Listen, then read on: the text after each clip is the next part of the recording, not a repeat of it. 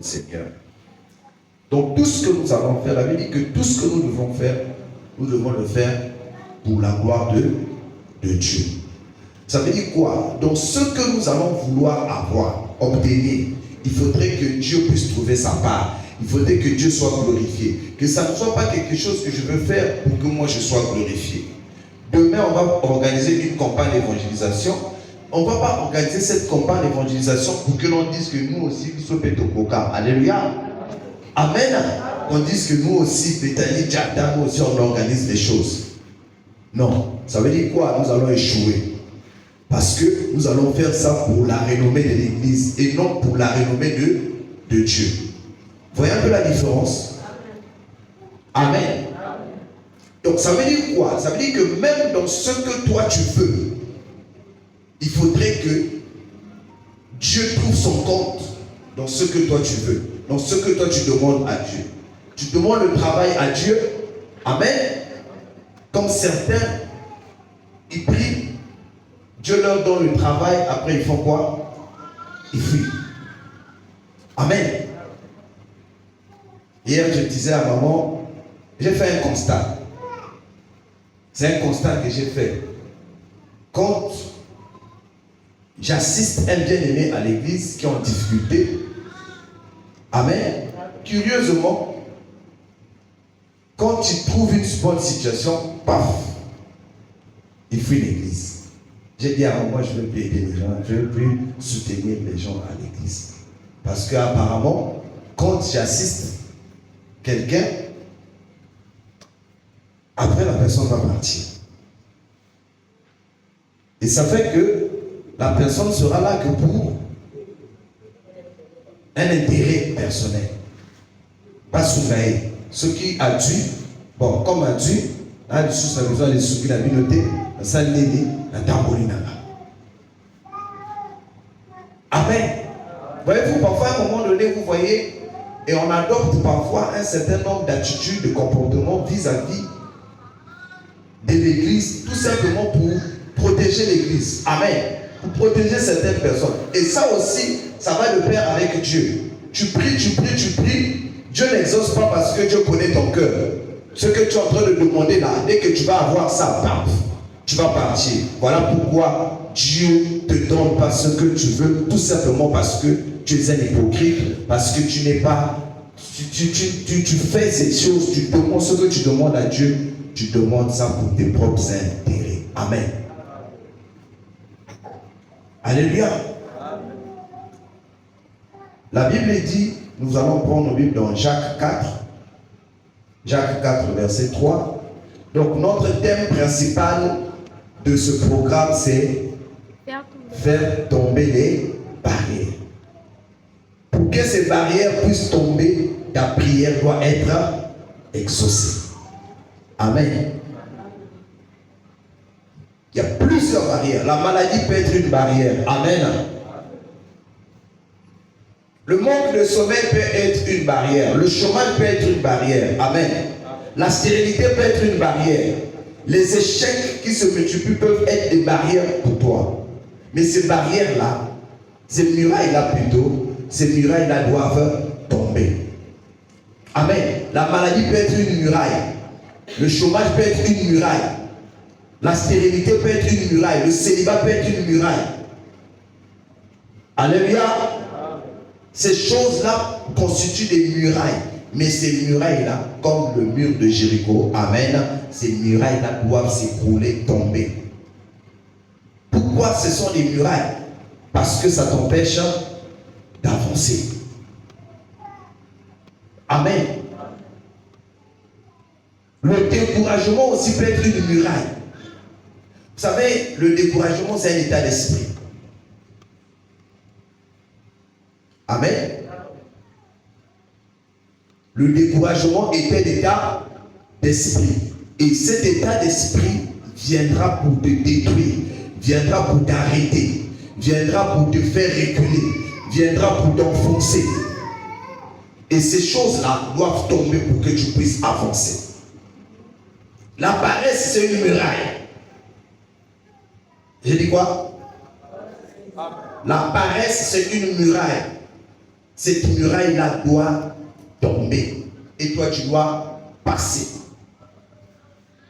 Amen.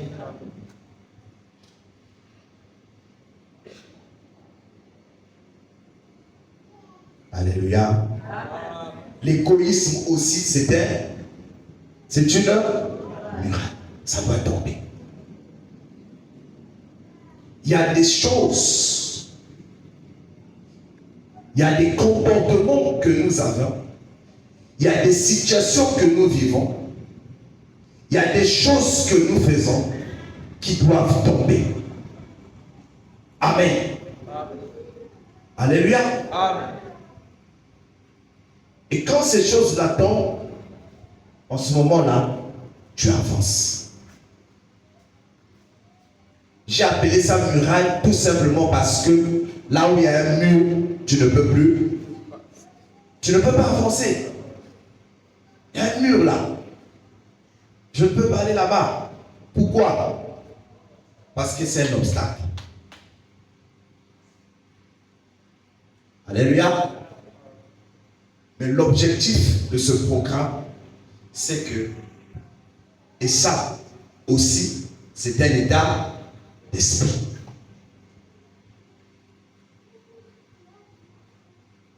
La femme qui a souffert pendant 12 ans de la perte de sang, elle avait un état. Et elle s'est dit dans son cœur, si je puis toucher les pans de son vêtement, je serai guéri. Donc elle était dans une disposition de cœur telle que si elle pose ce date, à coup sûr, elle va avoir la solution à son problème. Amen. Et ça, c'est un état d'esprit. Il faut avoir cet état d'esprit-là. Nous allons voir ces choses-là, bien aimés dans le Seigneur. Je prie vraiment que tu comprennes, que tu ne prennes pas ça à la légère, mais que tu gardes ça dans ton cœur, que ça soit vraiment quelque chose qui va te booster, qui va te faire sortir, qui va t'emmener à briser cet obstacle qui se trouve devant toi et que tu avances. Mais nous voulons parler de ces choses-là parce que ces choses-là, c'est ça qui constitue des barrières. Amen. Si nous avons parlé de ça, nous avons balayé ça, nous n'aurons plus de barrières à l'exaucement de nos prières. Amen.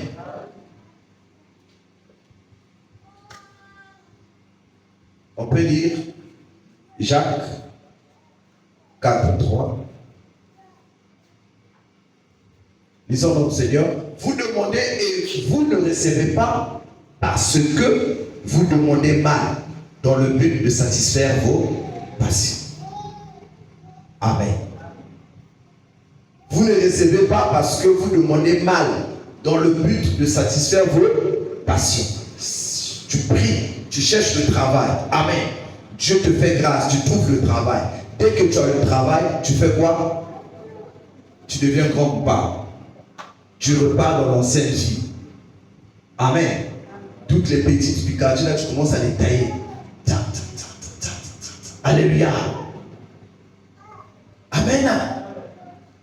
Tout simplement parce que tu voulais avoir le travail pour que toi aussi, qu'on te voie. Amen. Bien aimé dans le Seigneur, vous savez, il y a la volonté parfaite de Dieu et la volonté permissive. Mais je vais te dire quelque chose ce soir. Dans la volonté permissive de Dieu, elle est permissive, hein? Dieu permet, mais ce que Dieu permet là est temporaire. Pour ne pas te perdre, alléluia, pour que le pire n'arrive pas, Dieu va permettre que tu puisses avoir. Mais ça ne sera pas pour longtemps. Ça sera temporaire. Et tu seras surpris par un jour, ça s'arrête. Tout simplement parce que ce n'est qu'une volonté permissive. Dans la volonté parfaite, Dieu donne et ce que Dieu donne va subsister. Amen. Et là où on parle maintenant de la constance, il y a des gens qui ont eu le travail. Moi là, j'ai eu le travail, j'ai commencé à travailler depuis 2003. Depuis 2003. Aujourd'hui, je travaille avec des personnes. Quand j'ai commencé à travailler, ils étaient encore à l'école primaire. Depuis 2003, comptez jusqu'à aujourd'hui. On est en quelle année? On est en 2025. Combien d'années de service? 22 ans. 22 ans de service sans interruption. Amen. Parce qu'il y a de ceux-là aussi qui ont commencé à travailler, ça s'arrête.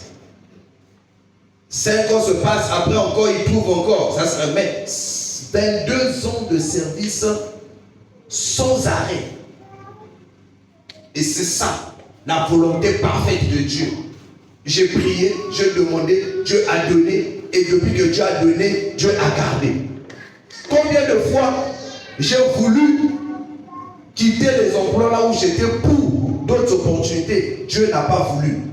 Et après, tu vas te rendre compte que là où je voulais partir, les choses ne se sont plus bien passées après. Et tu te dis, si j'étais parti, certainement, les choses devraient s'arrêter. Lorsque tu es dans la volonté parfaite de Dieu, Dieu lui-même préserve ce qu'il t'a donné. Il protège et il garde. Il installe la constance. Tout simplement parce que tes motivations n'ont pas été impures, tes motivations ont été pures. Et je puis vous dire, pendant ces 22 ans, je suis resté sur le champ du Seigneur. Amen. À travailler pour Dieu. Non seulement à travailler pour Dieu, mais aussi mon salaire, ce que je gagne. Alléluia. Je fais quoi? J'investis dans la maison de Dieu. Il arrive parfois certains mois, même chez moi à la maison, les dépenses que je fais à l'église sont supérieures aux dépenses que je fais dans ma maison. Amen. Ma femme, elle est là. Parfois, les dépenses que je fais à l'église sont supérieures à la popote que je lui donne. Je peux manquer de lui acheter des habits, acheter à mes enfants, mais je fais une dépense pour l'église. Pourquoi? Parce que je me dis, ce travail-là, si je l'ai eu, c'est Dieu qui m'a donné. Ce travail-là, si je l'ai encore jusqu'aujourd'hui, c'est Dieu qui protège ce travail. Alors Dieu doit jouir du travail qu'il m'a donné. Il doit trouver son compte, il doit trouver sa part. Parce que celui qui est l'auteur de ce que j'ai aujourd'hui. Si j'ai l'argent aujourd'hui, c'est grâce à Dieu. Alors Dieu doit trouver son compte dans ce que je fais, dans l'argent que je gagne. Je peux me priver de m'acheter une chemise, mais je peux acheter quelque chose pour la maison de Dieu. Quand tu rentres dans cette dimension, quand tu demandes à Dieu, Dieu va te donner. Écoutez, Anne a fait une prière à Dieu. Il a dit, si tu me donnes un fils, je te le consacrerai. Anne était sincère dans son cœur. Lorsque Anne a eu Samuel, amen, l'intérêt de Dieu était là. Samuel devait être au service dans la maison de Dieu. Et quand Anne a eu Samuel, lorsque Anne a sévré Samuel, elle a pris Samuel, elle emmenait Samuel au temple, chez le sacrificateur Élie. Alléluia. Mais qu'est-ce qui s'est passé après? Est-ce que Anne est restée seule à la maison? Dieu lui a donné encore des enfants.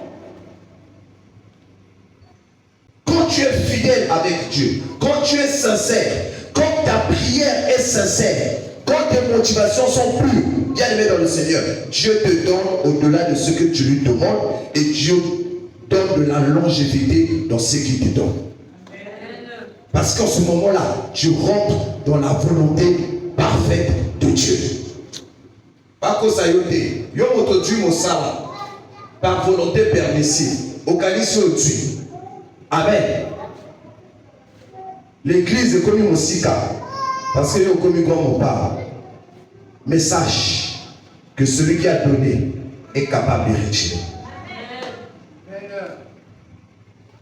Mais cette fois-ci, quand tu vas retirer, même Shabbat au toité. Alléluia. Au toité. Cette fois-ci, tu vas rentrer maintenant dans, comme on dit, dans l'épreuve, je ne sais pas de quoi. Alléluia. Ce que vous lignez au fan, ce que vous lignez au salini, ok. Donc, répétez au fan. C'est ça, bien-aimé dans le Seigneur. Quand ta motivation n'est pas pure, soit Dieu ne te donne pas, soit Dieu te donne, mais pour un court moment.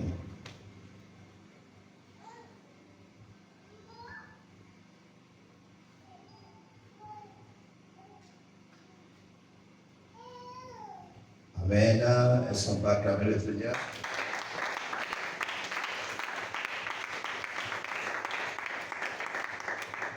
Donc, si tu veux être exaucé, il faudrait que, dans ce que tu demandes à Dieu, Dieu puisse trouver son compte.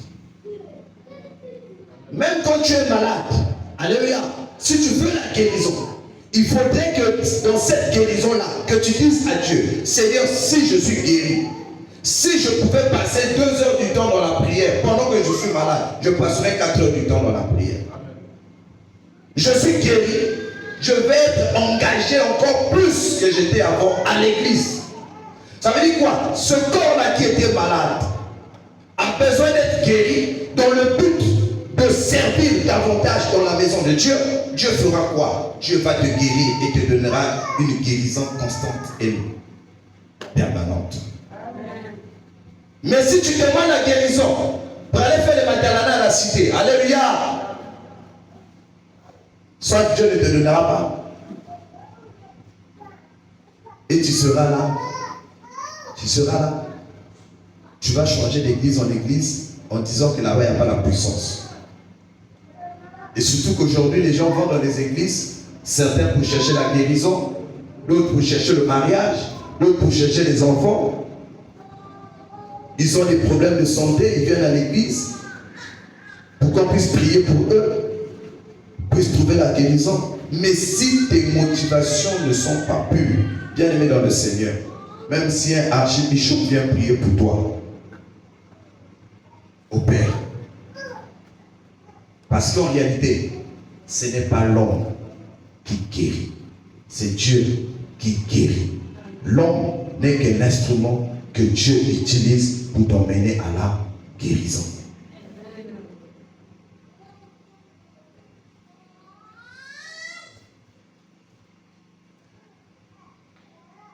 Lorsque nous demandons à Dieu, Dieu doit trouver son compte. Donc tout ce que nous demandons à Dieu, j'ai des enfants, Anne avait demandé l'enfant, la part de Dieu c'était quoi? Cet enfant devait être. J'ai demandé triomphe à Dieu, triomphe est dans le sanctuaire. Amen. Yoann est en train de grandir, lui aussi va commencer à servir à un âge donné. Parce que mes enfants, j'ai demandé à Dieu, ces enfants-là, la part de Dieu, c'est que ces enfants-là doivent servir Dieu. Ils doivent être au service de Dieu.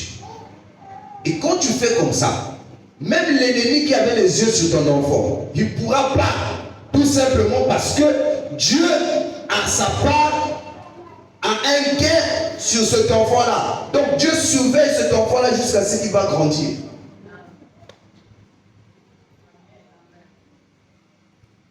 Alléluia. Donc tout ce que tu fais, donc ta prière que tu fais à Dieu, rassure-toi que Dieu trouve sa part dans ce que tu es en train de demander. Sinon, bien aimé dans le Seigneur, soit tu n'auras rien, soit Dieu va permettre, mais temporairement seulement.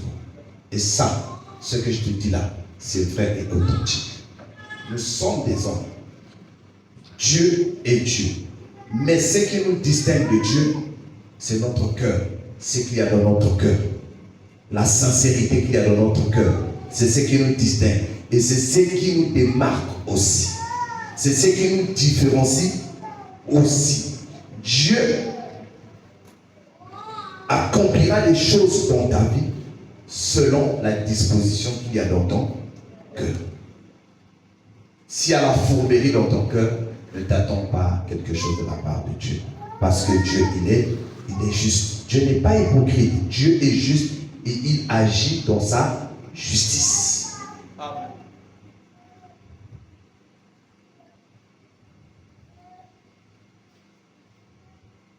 Dans la Bible, il y a des gens qui ont vendu leur parcelle soi-disant pour apporter dans la maison de Dieu. Ils ont vendu, ils ont fait le détournement de l'objet. Ni comme la bango.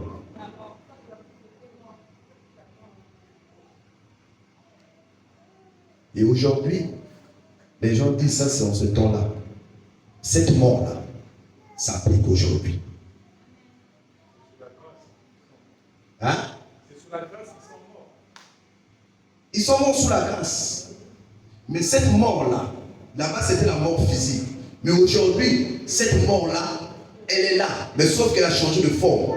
Elle a revêtu la forme spirituelle. Écoutez, il y a des gens qui... C'est-à-dire, si tu es sincère avec toi-même, tu t'assois, tu fais l'examen de ta vie. Tu prends le cahier, tu mets ton âge, tu mets ton parcours, tu vois les événements que tu as vécus, les galères, les échecs, les problèmes que tu rencontres tous les jours. Tu fais le bilan. Tu vas te dire non, il y a quelque chose qui ne va pas. Alléluia. Nous sommes chrétiens. Nous avons des promesses. Mais malheureusement, nous ne jouissons pas de ces promesses. Alors, pourquoi X peut prier et avoir quelque chose? Pourquoi moi je prie, je n'arrive pas à obtenir? Ça veut dire quoi? Il y a un problème. Est-ce que X est meilleur que moi? Non. Ça veut dire que X a quelque chose. La relation, sa communion avec Dieu, excusez-moi de le dire, est meilleure que ma communion avec Dieu. C'est que nous tuons les chrétiens, c'est l'orgueil. Nous n'arrivons pas à nous remettre en cause à cause de parfois de nos années de chrétienté. Amen. Ou de notre connaissance, ou de notre expérience. Alléluia.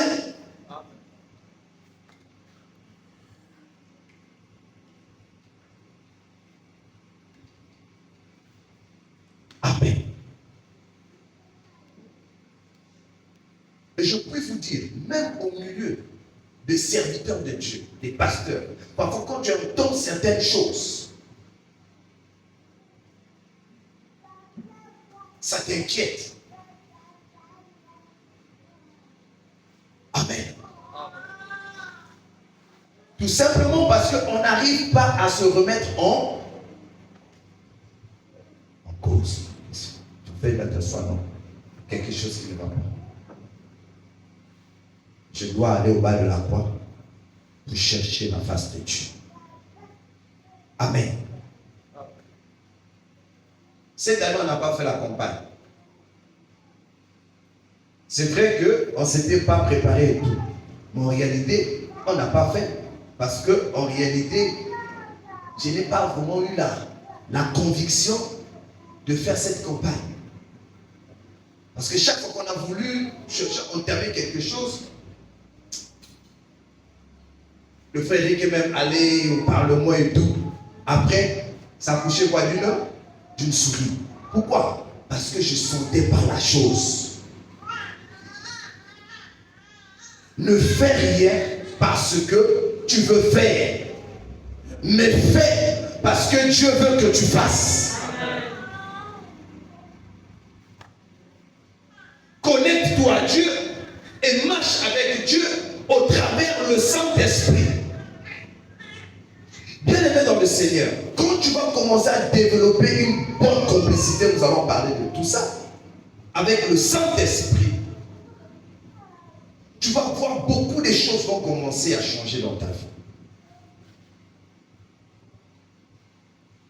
En tant que chrétien, et je vais un peu plus loin, serviteur, ouvrier dans la maison de Dieu parfois, nous sommes rentrés dans un formalisme, dans une routine, où parfois nous manquons de chercher à écouter, à chercher la direction auprès de Dieu. Et c'est ça qui nous fait regarder. Et c'est ça qui nous fait reculer. On est là en train de... Un jour, Dieu m'a dit, à un moment donné, je me suis arrêté, j'ai dit, Seigneur, bon, on ne va pas faire la campagne. Mais je veux une orientation. Vous savez, Dieu me dit quelque chose. La campagne, c'est bien. L'objectif de l'église de Diata, c'est de gagner les âmes. Vous avez fait la campagne la dernière fois. Vous avez gagné combien les âmes? Vous avez dépensé combien d'argent? Ok. Expérimentez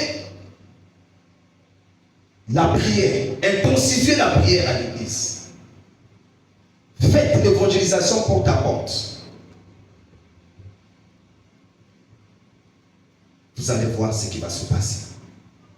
N'est-ce pas ce que nous sommes en train de faire? Alléluia.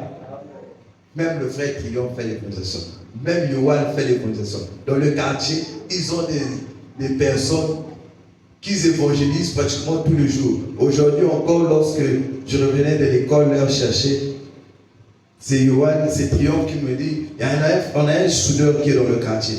Il dit, le soudeur là, depuis, moi je l'invite toujours, il ne vient pas. Tous les jours, je veux le voir. Quand je veux voir avec lui, je lui parle toujours de venir à l'église.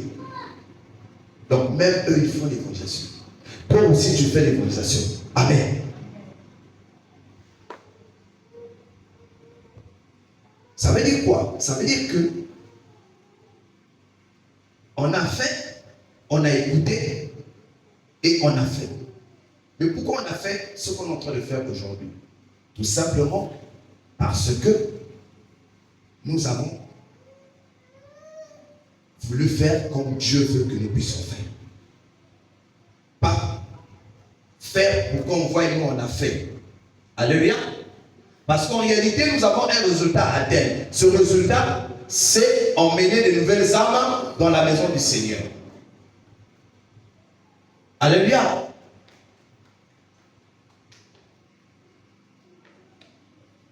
Donc ce que tu veux faire, fais-le parce que Dieu t'a demandé et fais-le avec l'orientation divine et fais-le aussi pour que Dieu puisse trouver gloire dans ce que tu vas faire.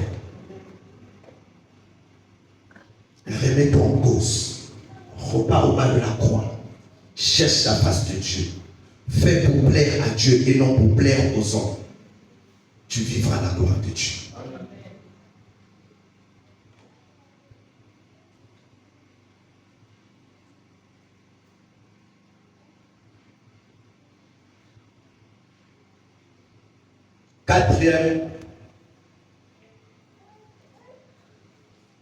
Quatrième barrière, c'est l'incrédulité. C'est là où je vais finir. Quatrième barrière, c'est l'incrédulité ou le doute. Jacques 1, 6 à 7.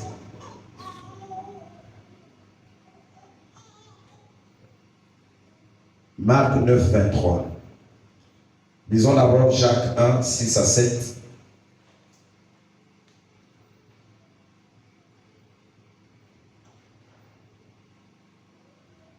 Rapidement, s'il te plaît. Ok, lisons notre Seigneur. Mais qu'il la demande avec foi sans douter, repart au verset 5.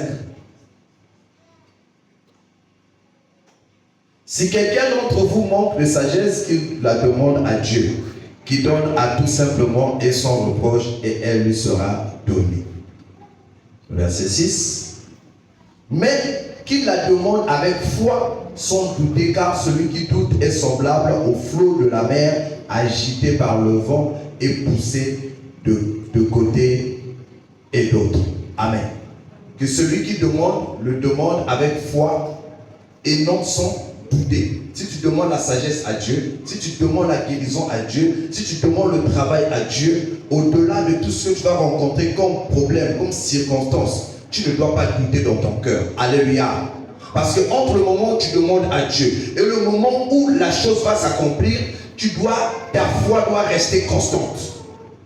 Tu dois rester dans la foi, dans l'assurance qu'au-delà de tout ce que je veux rencontrer, puisque je demandais à Dieu, Dieu finira par manifester sa gloire. Dieu finira par opérer le miracle. Je ne doute pas. Je reste là. Même si on se moque de moi, même si on crie sur moi, je reste là. Je crois que ce Dieu-là qui a ressuscité Lazare, qui est resté dans le tombeau 4 jours, Lazare est revenu à la vie. Ce Dieu-là est capable d'accomplir quelque chose dans ma vie. Même si aujourd'hui ça ne marche pas, demain ça marchera. Je suis malade, même si la douleur continue, mais je sais une chose, cette douleur-là finira par s'arrêter un jour. Et je serai guéri. Amen. Amen. Combien de personnes ont été guéries de cancer, ont été guéries même des insuffisances rénales, à cause de leur foi. Ils ont vécu le miracle de Dieu. Écoute bien aimé dans le Seigneur. Quand Dieu veut accomplir son miracle dans ta vie, il accomplira. Mais cela dépendra de ton cœur, de la disposition de ton cœur. Amen. Amen. Bartimée a été guéri parce qu'il avait cru qu'il pouvait guérir. Malgré les obstacles, Bartimée a dit, aujourd'hui, c'est aujourd'hui, je vais guérir.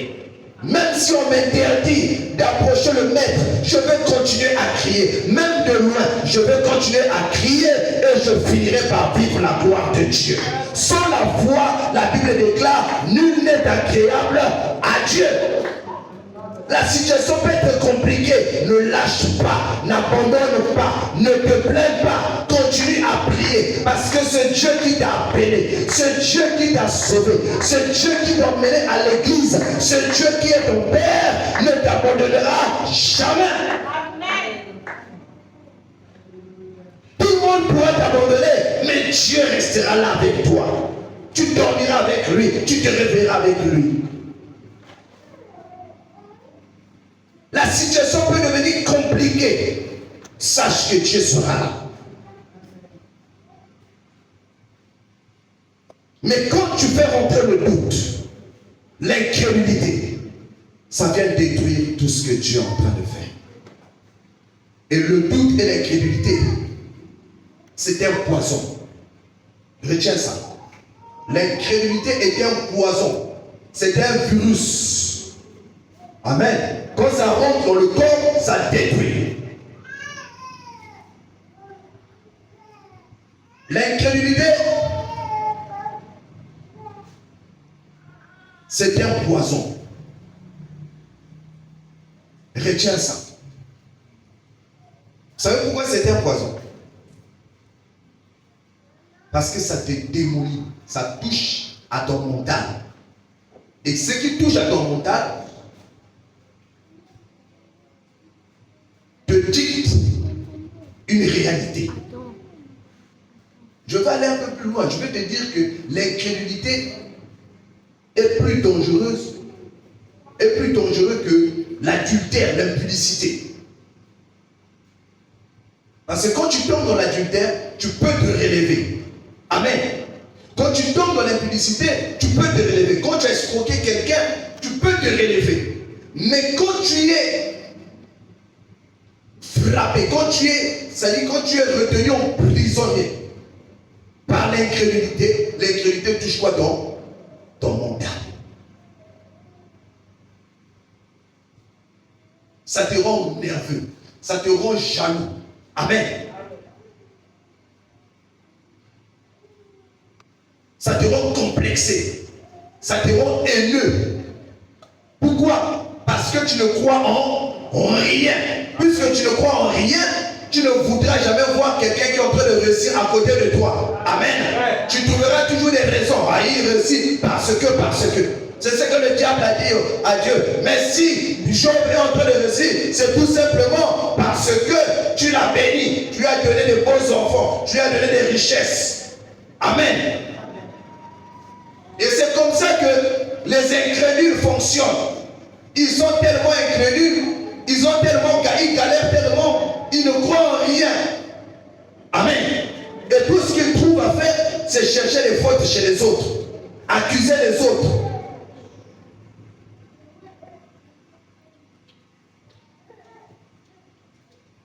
L'incrédulité, c'est un poison.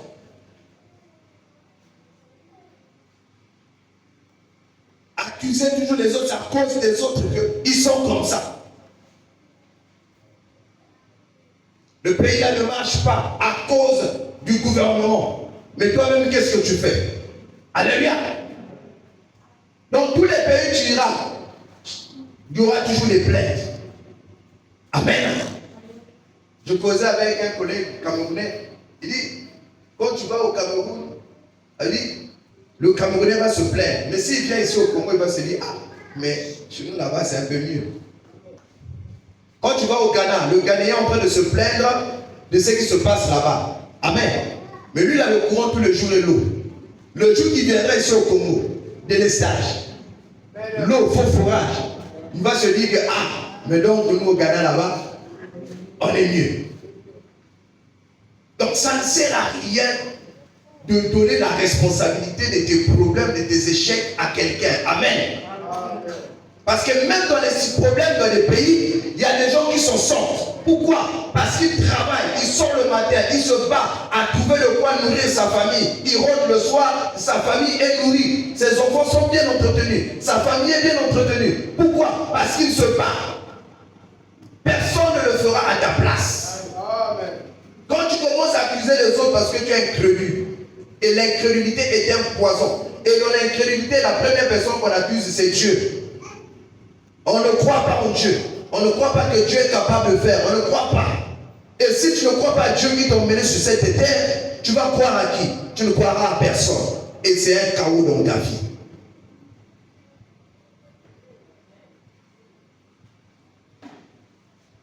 Celui qui est incrédule ne croit en rien. Il doute. Il doute même de lui-même. Alléluia. Il y a des gens qui doutent même d'eux-mêmes. Moi aussi. Alléluia. J'ai avec douté de lui. Je lui ai dit vaillant héros. Et dit moi aussi. Moi là. Mais tu es vaillant héros. Amen. Tu te négliges alors que tu es quelqu'un. Tout simplement parce que l'incrédulité est l'ataillon de Zoto. Et l'incrédulité t'influence. L'incrédulité t'impose des choses. L'incrédulité t'impose une vie.